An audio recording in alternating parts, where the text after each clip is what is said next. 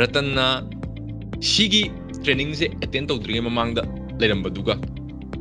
adi hojik sigi training je changakpa se sigi training changpa sumaina aina Ratanna share to report se sidai Ratanna kyamu yamna Ratanda sisina kyamu yamna kanaba fange adagi tungda kyamu yamna kanaba fangadagi haiba poto Ratan thamoi sengna thamoi dungdagi asengma poto engonda amtang share to biro haimdi mayamna ju khangnaba mayam atopa singna ju khangaknaba haibdi mayam sigi community sen taba atopa mapani mina su yengma matamda ta sengna sidagi kanaba fangi natra fangde kanaba fangde haita ju kanaba fangde dum haibiro dum pura transparent share to biro aidi sir aidi ko hayeng loinara ju khangani aidi sengna dum haigani de aseng ko wadu da ai anbada ai sir bu thagali ko an mamakta da thagali haiba ai zero knowledge ni sengna dum haigadi yes sigi da ai mobile power ko ai mobile power da pai mobile si power ki madik yam fast win yam haina singna sinna ba yai singna haga zero knowledge ni zero jangmani adu hauda laiba sigi hero gadi ai adu ki madik ai wonda di adai gi khangjadre ko ai oina kanai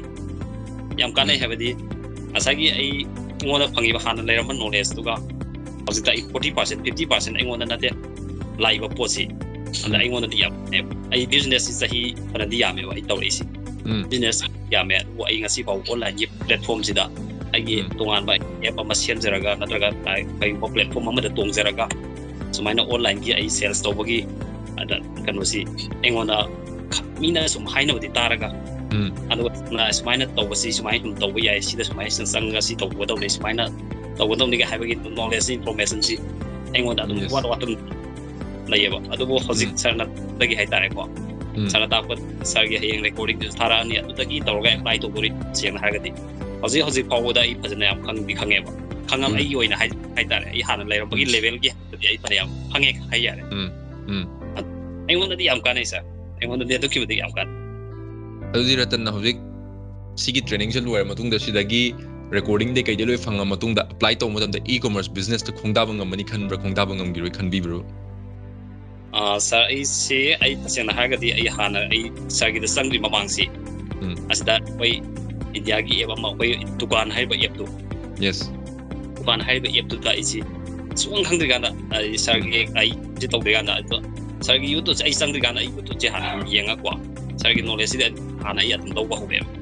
dawa hore I sargi class sangri gana I YouTube channel da de aba mada sarna sunga to itai yes arga adum ai gumba khar de to mai ngoda adu tawa dai so phawida phawide ai kai adin tawge adu kana haga di business to was ai 10 years before me yes nice adu ai dukan da service adum khangna sin no malaga phajana yengsi kaksing bazar dai to ne ba yes tawbodi ai sengna haga di ai ayaba ai neighboring state adagi dum ato ba ai port adu mayam ato ko manadana ba haitare ko manada ai chelaga ai di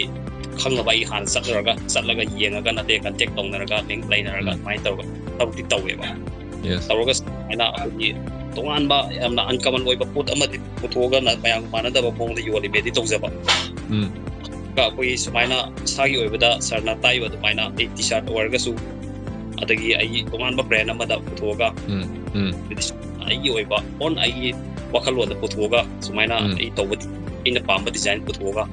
yon ye kano ga si te ingo da han dai ti ba sena ha ga